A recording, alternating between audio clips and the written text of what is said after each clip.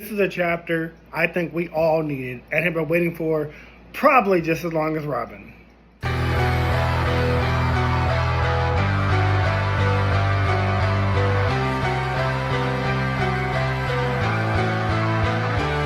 Welcome back to Everything Anime Podcast. I'm your host Shinry. Here at Everything Anime Podcast, talking from anime, manga, video games, TV shows, and a relevant topic I talk about.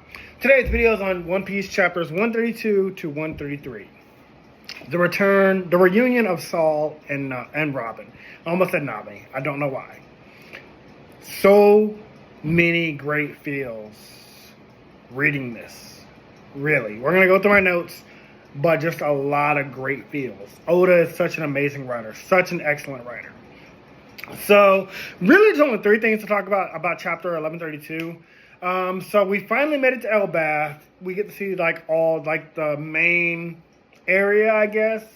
I was liking the Lego thing more. I wish we had kept that. I think that would have been fun. But I do like this traditional island of giants, giving old world kind of the straw built houses and stuff like that. Our crew has reunited with Luffy after meeting Loki, who told them to keep their meeting a secret. He also told Luffy something. We don't know what it is because Luffy's being tight-lipped about it. But I know it's something that's going to come up later because obviously Luffy's going to save Loki for some reason, for whatever reason. But we know because Loki is supposed to be the destruction of Elbaf, just like how Luffy destroyed that ship. I forgot the name of that ship back in Fishman Island, but it was like if you destroy that ship, you destroy all of Fishman Island, and Luffy destroyed it anyway to save Fishman Island. But yeah, so saving Loki is going to do some kind of twist, and he might be the overarching villain in this arc. We don't know yet. We also learned that the other new giant pirates, outside of the weirdo who kidnapped them and wanted to collect them and turn them into live action dolls, they're all friendly. They wanted to help reunite the Strats together and their original crew with the original giant pirates. I forgot all their names. I might have said it in a different video. I know Harjuin is the captain. Gerd, I think, is the doctor. The weirdo that captured them, he's something, and then the last big dude. But there's only four of them. I know that's the main thing that we're going to learn in chapter 1133. There's only four in the new giant pirates. Other than that, there's a hilarious reaction from all the crew when they learned that on this island, on the island of giants on Elbaf, or Warland, as it's originally called, you can ride on rainbows like the knockup stream, which made me laugh because everybody freaks out that they can ride rainbows, which is just very funny. If you know the One Piece humor, you just got to go with it. And finally, a dark, vague message about enjoy your time on Elbaf, but don't overstay your welcome. This is said by an explorer who we've never met before or heard of before. His name is Louis Arnott. I don't know much to say about that. That's why I didn't make a video about it last week. But it could be like Nolan the Liar, where something that he's trying to warn us about is going to be overarching, like how Nolan the Liar was friends with that other guy back in Skypiea, which Skypiea is a great arc. If you skipped it, go back and rewatch it or read it in the manga. It's definitely worth it. It's not that long. It's a very fun arc, especially how we take down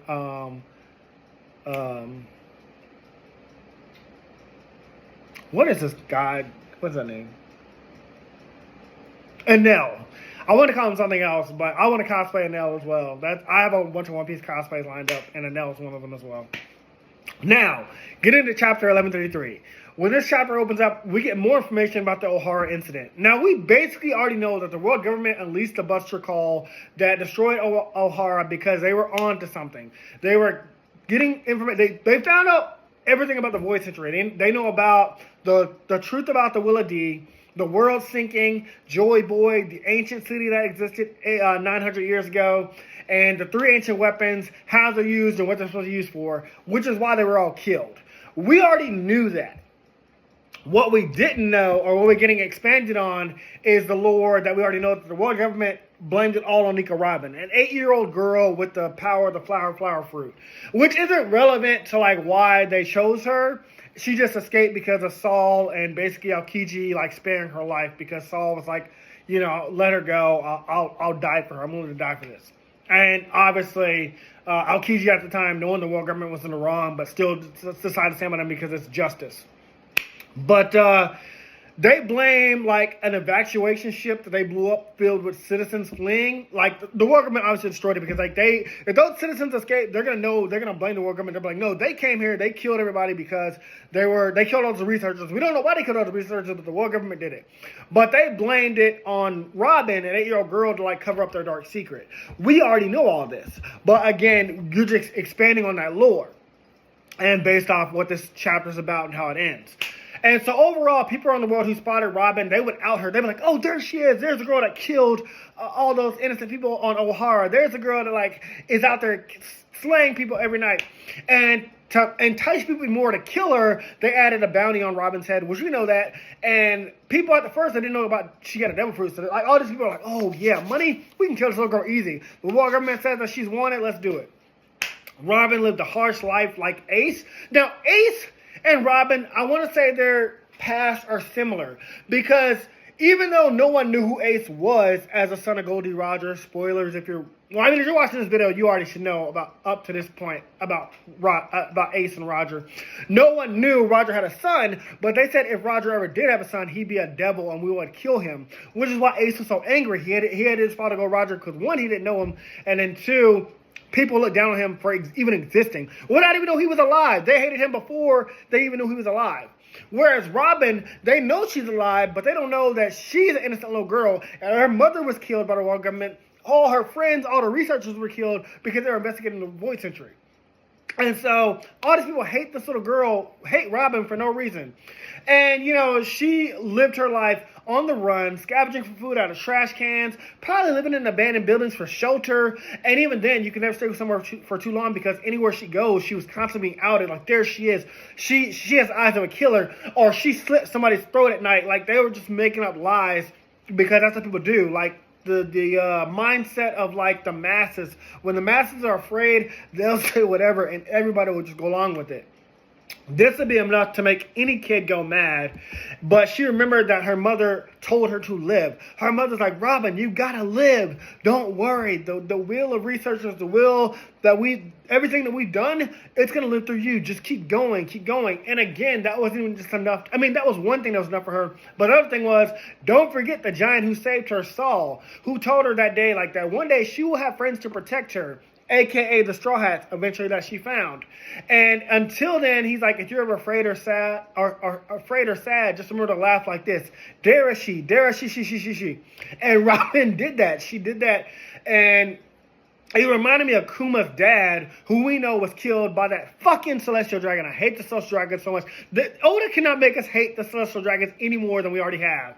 Or maybe he can. Because Kuma's dad, despite being a slave, he tried to inspire Kuma. He was like, hey, don't worry, Kuma. We'll be slaves now, but one day Joy Boy's gonna come and we're gonna hear that beat, that boom, ba boom, ba boom, ba boom. You know, Joy Boy's theme. And then Kuma's dad was killed in front of him, as well as his mother. But Kuma still held on to that thought that one day Joy Boy is going to come. One day Joy Boy is going to save us. And so there's just so many similarities to like all these tragedies in One Piece. Like that's what I'm saying. Like One Piece is not just about the treasure. There is an overarching story, and all these characters are going through things. It's crazy how much Oda can do and emotion he can make you feel. Now, as we get back to present day, we see that Oda created a new way to travel called a Savar. I might be saying that wrong. It's a midship that uses the buoyancy of island clouds to sail. Pretty neat idea. Give it up to Oda to always create like some new way of traveling, some new way of communication. I love the dial things on Skypiea. Like, you know, that's how Usopp was able to fight Luffy at one point. I'm not going to clip in too much stuff because I don't want this video to get like blocked or whatever, but you know, if you've seen One Piece, you know, like the crazy things. And like Nami's like climate weapon that can like, you know, create water clouds, thunder clouds, rain clouds, all that shit, create lightning. Oda's a master with creativity. Now, we also officially meet, this is where I said we meet all the giant pirates, including the Harjuan. If you don't remember, he's the captain that Usopp saved back in Dressrosa from Sugar. and as well as a bunch of other people. And he's one of the fleet captains that swore their loyalty to Luffy. Even though Luffy's like, I told you guys not to swear your loyalty to me. And they're like, oh, well, they are now like the fleet that's going to follow Luffy, just like the fleets did under Whitebeard. So if we ever go to war, Luffy's going to have 5 captain classes under him. So that's pretty cool. We also learned from Gerd, one of the new giant pirates, that she was once friends with Big Mom, but she did something unforgivable on Elbaf. Which I'm trying to remember if that was during the time that Big Mom, during one of her hunger pains, ate all the children, including Mother Gothel, I forgot her name. You know, the evil fucking mother that was like kidnapping children to give them to the world government or underworld. Yeah, she needed to die. But, you know, I don't know what that's... I think Lillian, we've heard vague things about Lillian doing something to the Giants, but I'm wondering if that's what it was. I cannot remember exactly. So do you remember? Let me know in the comments below. Meanwhile, she prepares to take all the Straw Hats to meet Saul for the first time in 22 years. Like, she's like, hey, let's go meet Saul. And we learn that Saul teaches other giants about history and various books. He's like, they call him Dr. Saul, but like he's like teaching these new giant kids and like a teacher basically on the island, which is kind of cool. But unfortunately, if you remember a few chapters back, we were told that Saul was sick and needed help. So I was like, oh man, we just got back here and we're not gonna. Obviously, we can't go. Robin's not gonna be able to see Saul for some reason. Like, gonna be dragged out. That is not what happened. And hilariously, I love the Straw Hats' reaction. They're all upset. They're like, "How dare Saul be sick? Robin's waited 22 years for this. We've waited 22 years for this reunion." And I was just like, "It's so funny that the Straw Hats are like so for each other, especially for Robin. They're all in for Robin." And specifically Luffy, Sanji, and Usopp, they're all angry for her. And then Chopper's like, hey, I'm a doctor. I can save him. And I was like, yeah, that's right. We have Chopper here. There's nothing to worry about. Robin, however, wants to speak to him on her own at first. And I was like curious about why. I was like, maybe like something's going on. Like Robin knows something. And we do find out that she does know because Saul was playing a prank on her. But my heart was racing for her in this moment as she's like approaching Saul. Oda did a really good job like showing this like distance from her to Saul and her showing her walk up to him. And the sight of seeing Robin again all grown up makes them both really happy. He compliments her on looking just like her mother, which I'm sure is the greatest compliment to Robin. Like saying Robin looks exactly like her mother, I'm sure that like hit Robin in the feels in so many ways. And the chapter ends in the best fucking way possible. Robin's crying. Saul is crying. They're like, I miss you so much. And she's like, I missed you too. And all the Straw Hats are crying except for Luffy, who's just smiling. We expect that from Luffy. Luffy's not going to cry. Not for that. Luffy's very happy for them. And not Dr. Vegapunk. What's her name? Not Lillian. Maybe it is Lillian. The Vegapunk as well. She's not crying because obviously she has no connection to Robin just yet. But I do love that all the Straw Hats are crying for her. We're going to do the same for Brooke, I'm sure, with fucking Laboon. I am for sure. And Laboon's going to be happy to see Luffy again. And that's going to be extra happy to see Brooke again. And Brooke's going to be very happy to see Laboon again. Oda, you are such an amazing writer. Speculation, I have none. Excitement, 100%. It's off the roof. It's off the chain. It's blowing up.